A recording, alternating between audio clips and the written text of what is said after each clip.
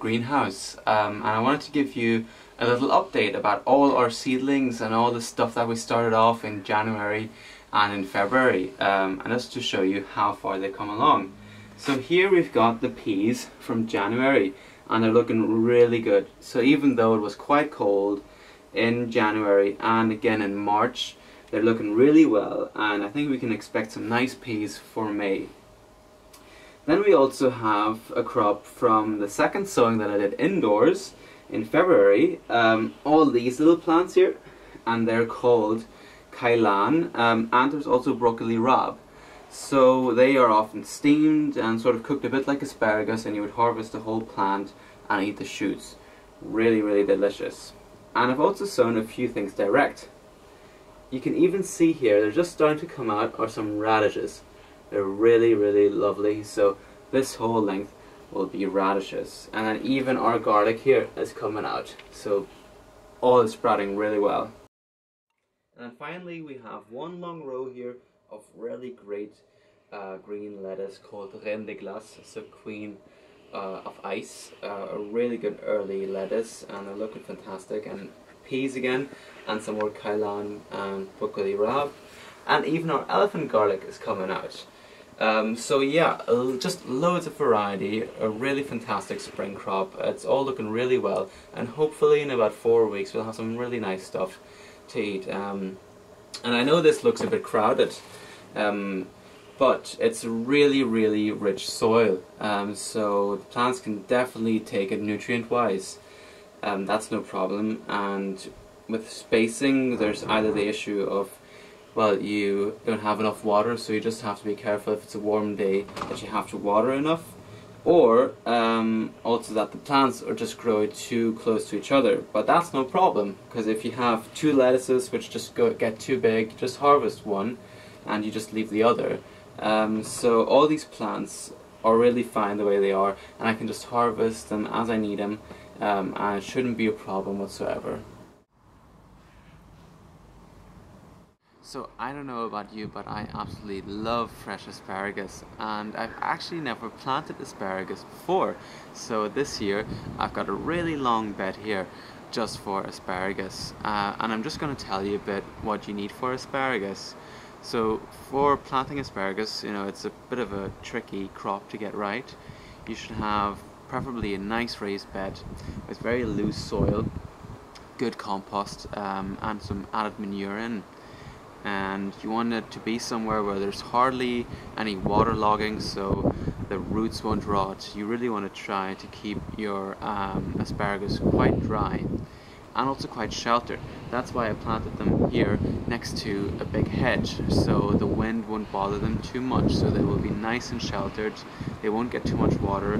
The compost is perfect for them, so really amazing conditions, hopefully. So these are 1-year-old crowns. You can get them in shops, or you can order them online, and it basically just saves you a lot of time. So this here is what will in future produce the asparagus that you basically eat. And the root system is really important with asparagus. You really want to look after these roots as much as you can. So whenever you get them, you try to sort of fan the roots out a bit into these trenches, which are about 15 to 20 centimeters deep, so really ideal. And whenever you've got them nice, you just pour the soil back over, and you try to cover them very lightly, very gentle, because they are quite delicate plants. There we go. And then yeah, you just do that with all the other plants. And they should be spaced about 30 to 40 centimeters between each other, and also 60 to 80 centimeters between rows. And then you just have to wait a few years until you can eat your asparagus. So obviously a lot of people would think that such a big bed as this would be a waste just for a crop like asparagus, which I don't think it is. But anyway, there's plenty of space in the middle, as you can see, for shallow rooting crops like spring onions, which I've planted, and lettuces. You could also put in peas, other sort of salad, leafy things, and anything which is shallow rooting and doesn't disturb the root system of the asparagus too much. So now I'm showing you how to plant something that's been growing in one of these trays. These seed trays are really great because they hold so many plants, and you just put one of your fingers underneath to slide the whole plant up, and then you can just pull it out with your fingers very gently. Just take it like that, and then just put it into one of these holes, cover it with a bit of soil, and that's done. So here I've got a few lettuces. I'm going to plant them now, and they're again in one of these trays, and I'm going to take them out like that, and just be careful with your fingers and pull them out. I'm going to show you what they look like. So here you can see the root systems which are forming, and I'm going to divide this because there's two plants, and then I'm going to plant them. It's not really that dangerous for the plants. You just try to be careful and try to loosen the soil a bit very gently with your fingers, and then you can pull them away and you've got two plants. And yeah, salads don't mind this at all. So lettuces, any kind of salady green, they don't mind being handled like this with your fingers as long as you're quite gentle.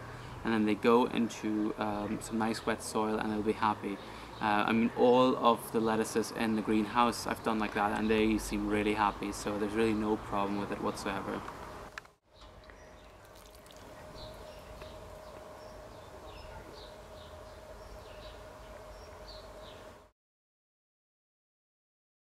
So what have I got here? Kitchen leftovers and scraps, so vegetable peelings, tea bags, even bits of paper. All perfect stuff for compost, of course.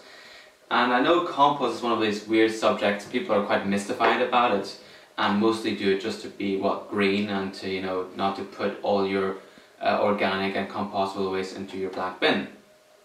But actually, compost is such a fantastic resource to the gardener. It's absolutely amazing. It keeps in moisture, it adds organic matter, it puts nutrients into the soil, it even keeps in carbon. So that's great as well. It's really, really obviously good for the planet, good for your soil, good for your plants, and thus for yourself.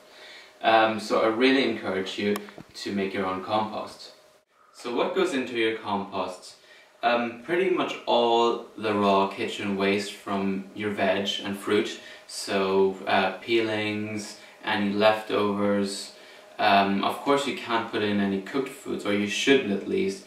Sometimes if you have a few bits, it's fine, but you're really supposed to avoid stuff like dairy products, meat, and mostly cooked foods and oil, because they will often, well, you know, create harmful bacteria and attract pests like rats into your compost, so you don't want that. So you're mostly looking for fresh stuff, you know, leftovers from salads or greens and peelings, etc. But that is not enough to make good compost, and a big mistake that most people make is they only use kitchen waste for their compost, and then they get this really stinky, wet compost that attracts a lot of flies. It's still okay to use, but it's not that nice. And a better way to make your compost is to add some browns, as they are often called, which really means carbon in one form or another. So stuff like cardboard, grass cuttings, wood shavings, whatever you can find like that, to make your compost drier and to give it more structure, and it will be less wet, it will attract less flies, and it will just be altogether a better mix. So I have two compost bins, two black compost bins, so I can alternate every 6 months between them. So during the winter I would use the left one, and then during the summer I would use the right one. This means that in 6 months time I have my compost ready in one of them, and I can use it for the garden, while the other one I'm using for all the kitchen waste and stuff that goes inside. So it's a really good system, and two of them works well enough for at least our household. Maybe if you have a bigger family or you have more waste, you would need 3, but 2 works well for me. By the way, ash is really good for compost.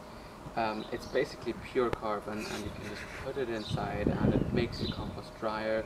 It makes it also less acidic, so in case you put a lot of citrus fruit like oranges or lemons in your compost bin, this is perfect to reduce the acidity level in your compost.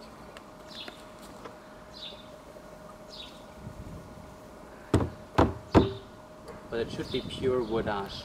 So I'm not sure if coal ash would work, but if you have a wooden, you know, fire, that would work well. So it's been 6 months since I started this one, since I finished this cycle. So now I'm going to just pull it up, and then we should have our first crop of compost.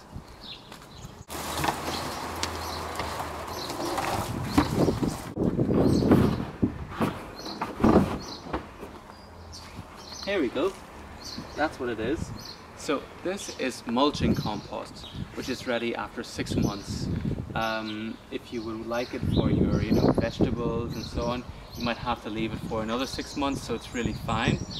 But I mostly only use my compost for mulching, for fruit bushes and so on. So this consistency works well for me. So if you can have a look, it's quite crumbly, it's still pretty wet, and there's still lots of bits and pieces. But that's really okay, because for mulch it's perfect. And it's a really quick way of making compost and not being too fussy about it. It's really easy. Everybody can do it. So now we're looking at mulching. Mulching is incredibly important for your fruit trees and your fruit bushes. It basically just means you're using organic matter like compost. I've got some seaweed here as well, or this is actually some used ground coffee and some wood ash mixed together. So just organic matter that you put on the surface around your fruit bush or your fruit tree, and it retains moisture, it gives out nutrients and keeps down weeds as well. So really good way to do it. You could also use other stuff like manure or so, is also very good, but I've got these three at the moment, so I'll be using these. Seaweed is really fantastic, you know, for mulching, especially if you can grab it for free on a beach. But if you get it from a beach like I did, do wash it and rinse it once with cold water just to get rid of most of the salt, and then you can use it no problem.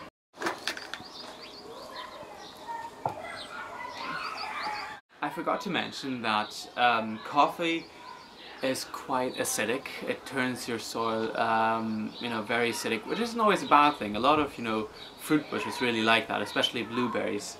But that's why I used wood ash, because wood ash neutralizes acidity. So I just used half and half and mixed it in, and I'm just using a bit for this fruit tree and maybe more for some fruit bushes.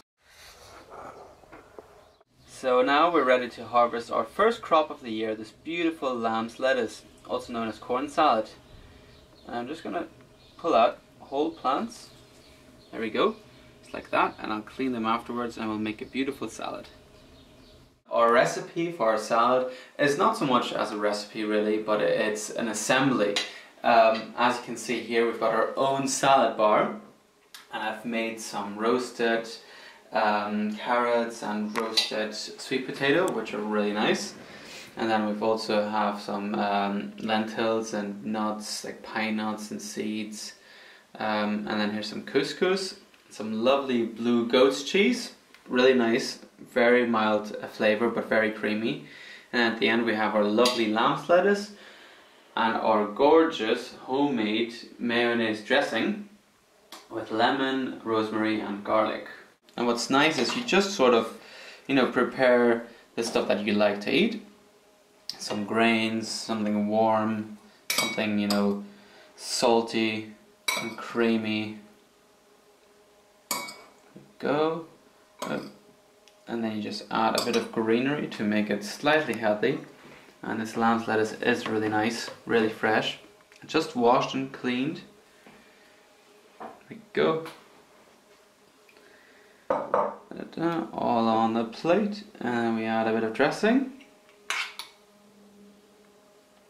and now it's ready to eat. Bon appetit!